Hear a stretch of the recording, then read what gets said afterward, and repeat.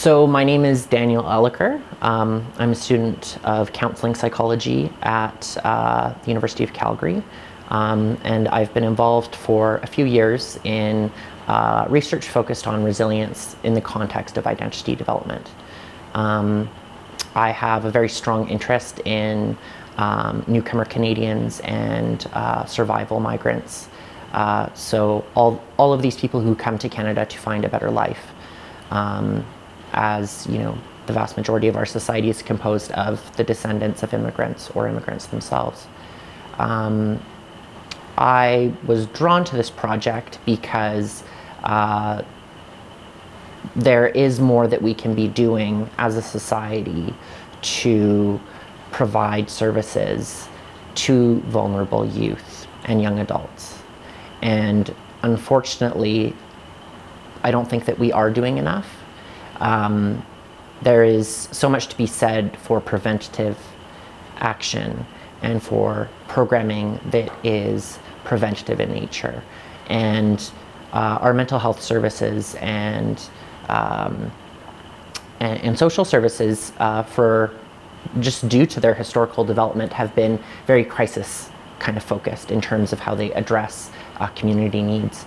And while that's very important, when it comes to emerging social issues like the radicalization of young Canadian men in particular to causes such as ISIS, we really need to be looking at prevention, and we really need to be looking at what as communities we can do differently to provide support and basic resources to young people who are struggling with their identities, young people who are struggling with mental health issues, young people who are struggling to find who they are and a sense of purpose in their lives.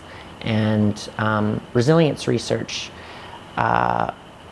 really speaks to young people and people in general who experience adversity either at some point in their lives or at multiple points throughout their lives. Often experiencing multiple adversities simultaneously.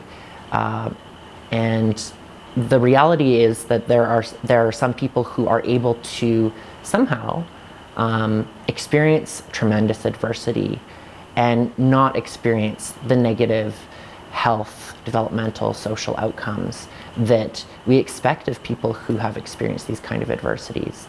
And what the research generally tells us is that we can attribute that to individual factors and to contextual factors.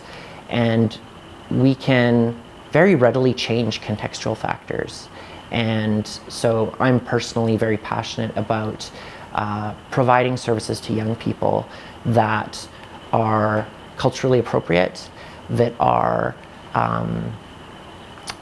preventative in nature, so that instead of these young people going down roads that are going to cause a lot more damage to them and to our society, catching them when they need the support the most is just so important. Besides that, I have a very strong interest in social justice issues, and as a person of extreme privilege, you know, white male in Canadian society, I think it is my duty to do what I can to be sensitive to the reality that many Canadians don't experience the same rights that I do, and that many Canadians, be it because of their gender, because of their social class, because of their ethnicity, because of their ability or lack of ability, are not, you know, endowed with the same amount of choice that I experience in my daily life.